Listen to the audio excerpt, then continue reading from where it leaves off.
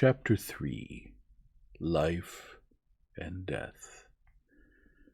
Morning found them but little, if at all, refreshed, though it was with a feeling of intense relief that they saw the day dawn.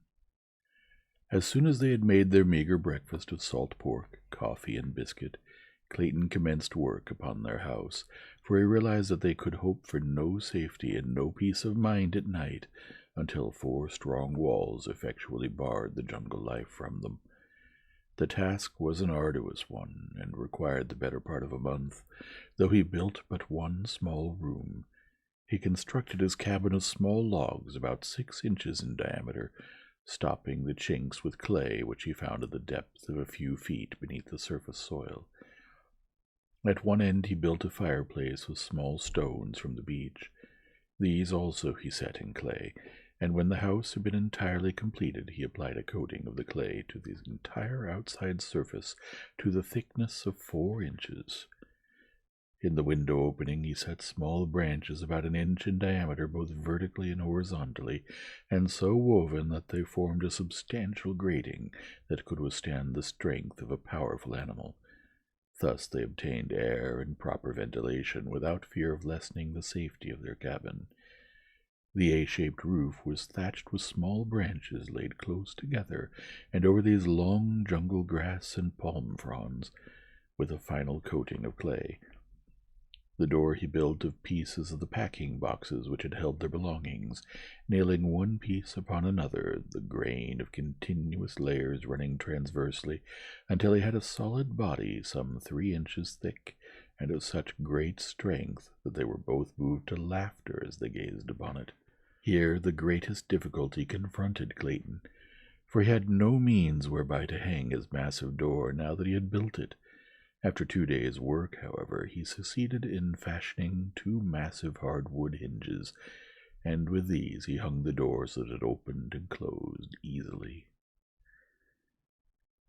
The stuccoing and other final touches were added after they moved into the house, which they had done as soon as the roof was on, piling their boxes before the door at night, and thus having a comparatively safe and comfortable habitation. The building of a bed, chairs, table, and shelves was a relatively easy matter, so that by the end of the 2nd month they were well settled, and but for the constant dread of attack by wild beasts and the ever-growing loneliness, they were not uncomfortable or unhappy. At night great beasts snarled and roared about their tiny cabin, but so accustomed may one become to oft-repeated noises that soon they paid little attention to them, sleeping soundly the whole night through. Thrice had they caught fleeting glimpses of great man-like figures like that of the first night, but never at sufficiently close range to know positively whether the half-seen forms were those of men or brute. The brilliant birds and the little monkeys had become accustomed to their new acquaintances, and as they had evidently never seen human beings before, they presently, after their first fright had worn off, approached closer and closer, impelled by that strange curiosity which dominates the wild creatures of the forest and the jungle and the plain, so that within the first month several of the birds had gone so far as even to accept morsels of food from the friendly hands of the Claytons. One afternoon, while Clayton was working upon an addition to their cabin, for he contemplated building several more rooms, a number of their grotesque little friends came shrieking and scolding through the trees from the direction of the ridge. Ever as they fled, they cast fearful glances back of them, and finally they stopped near Clayton, jabbering excitedly to him as though to warn him of approaching danger. At last he saw it, the thing the little monkeys so feared, the man-brute of which the Claytons had caught occasional fleeting glimpses. It was approaching through the jungle in a semi-erect position, now and then placing the backs of its closed fists upon the ground, a great anthropoid shape, and as it advanced it emitted deep guttural growls and an occasional low barking sound. Clayton was at some distance from the cabin, having come to fell a particularly perfect tree for his building operations. Grown careless from months of continued safety, during which time he had seen no dangerous animals during the daylight hours. He had left his rifles and revolvers all within the little cabin, and now that he saw the great ape crashing through the underbrush directly toward him, and from a direction which practically cut him off from escape, he felt a vague little shiver play up and down his spine. He knew that, armed only with an axe, his chances with this ferocious monster were small indeed, and Alice— oh God, he thought, what will become of Alice? There was yet a slight chance of reaching the cabin. He turned and ran toward it, shouting an alarm to his wife to run in and close the great door in case the ape cut off his retreat. Lady Greystoke had been sitting a little way from the cabin, and when she heard his cry, she looked up to see the ape springing with almost incredible swiftness for so large and awkward an animal in an effort to head off Clayton. With a low cry, she sprang toward the cabin, and as she entered, gave a backward glance which filled her soul with terror, for the brute had intercepted her husband, who now stood at bay, grasping his axe with both hands, ready to swing it upon the infuriated animal when he should make his final charge. "Close and bolt the door, Alice," cried Clayton. "I can finish this fellow with my axe." But he knew he was facing a horrible death, and so did she. The ape was a great bull, weighing probably 300 pounds. His nasty, close-set eyes gleamed hatred from beneath his shaggy brows, while his great canine fangs were bared in a horrid snarl as he paused a moment before his prey. Over the brute's shoulder, Clayton could see the doorway of his cabin, not 20 paces different, and a great wave of horror and fear swept over him as he saw his young wife emerge, armed with one of the rifles. She had always been afraid of firearms, and would never touch them, but now she rushed toward the ape with the fearlessness of a lioness protecting its young. "Back, Alice!" shouted Clayton. "For God's sake, go back!" But she would not heed, and just then the ape charged, so that Clayton could say no more. The man swung his axe with all his mighty strength, but the powerful brute seized it in those terrible hands, and tearing it from Clayton's grasp, hurled it far to one side.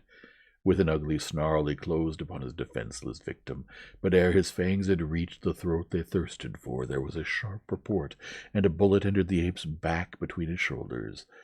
Throwing Clayton to the ground, the beast turned upon his new enemy. There before him stood the terrified girl, vainly trying to fire another bullet into the animal's body, but she did not understand the mechanism of the firearm, and the hammer fell futilely upon an empty cartridge. Almost simultaneously Clayton regained his feet, and without thought of the utter hopelessness of it, he rushed forward to drag the ape from his wife's prostrate form.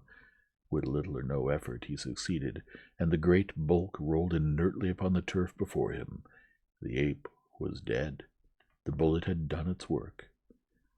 A hasty examination of his wife revealed no marks upon her, and Clayton decided that the huge brute had died the instant he had sprung toward Alice.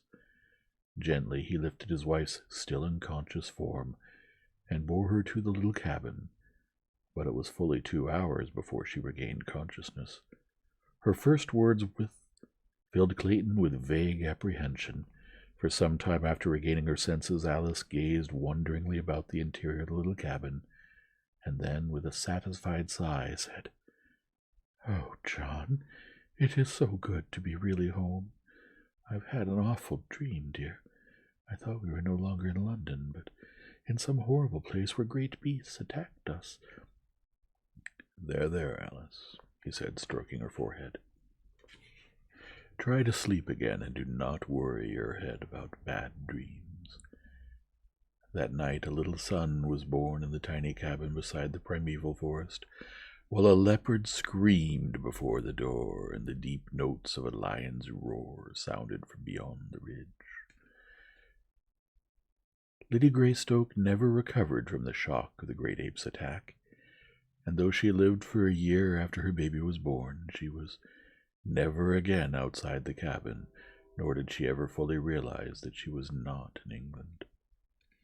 Sometimes she would question Clayton as to the strange noises of the nights, the absence of servants and friends, and the strange rudeness of the furnishings within her room, but though he made no effort to deceive her, never could she grasp the meaning of it all.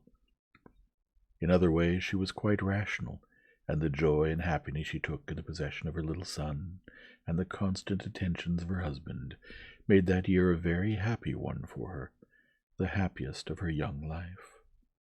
That it would have been beset by worries and apprehension had she been in full command of her mental faculties, Clayton well knew, so that while he suffered terribly to see her so, there were times when he was almost glad, for her sake, that she could not understand. Long since had he given up any hope of rescue, except through accident. With unremitting zeal he had worked to beautify the interior of the cabin. Skins of lion and panther covered the floor. Cupboards and bookcases lined the walls. Odd vases made by his own hand from the clay of the region held beautiful tropical flowers. Curtains of grass and bamboo covered the windows, and the most arduous task of all, with his meager assortment of tools, he had fashioned lumber to neatly seal the walls and ceiling, and lay a smooth floor within the cabin. That he had been able to turn his hands at all to such unaccustomed labor was a source of mild wonder to him, but he loved the work because it was for her and the tiny life that had come to cheer them, though adding 100-fold to his responsibilities and to the terribleness of their situation. During the year that followed, Clayton was several times attacked by the great apes, which now seemed to continually infest the vicinity of the cabin. But as he never again ventured outside without both rifle and revolvers, he had little fear of the huge beasts. He had strengthened the window protections and fitted a unique wooden lock to the cabin door, so that when he hunted for game and fruits, as it was constantly necessary for him to do to ensure sustenance, he had no fear that any animals could break into the little home. At first he shot much of the game from the cabin windows, but toward the end the animals learned to fear the strange lair from whence issued the terrifying thunder of his rifle. In his leisure Clayton read, often aloud to his wife, from the store of books he had brought for their new home. Among these were many for little children, picture books, primers, readers, for they had known that their little child would be old enough for such before they might hope to return to England. At other times Clayton wrote in his diary, which he had always been accustomed to keep in French, and in which he recorded the details of their strange life. This book he kept locked in a little metal box. A year from the day her little son was born, Lady Alice passed quietly away in the night. So peaceful was her end that it was hours before Clayton could awake to a realization that his wife was dead. The horror of the situation came to him very slowly, and it is doubtful that he ever fully realized the enormity of his sorrow and the fearful responsibility that had devolved upon him with the care of what that wee thing, his son, still a nursing babe. The last entry in his diary was made the morning following her death, and there he recites the sad details in a matter-of-fact way that adds to the pathos of it, for it breathes a tired apathy born of long sorrow and hopelessness, which even this cruel blow could scarcely awake to further suffering. My little son is crying for nourishment. Oh, Alice, Alice, what shall I do?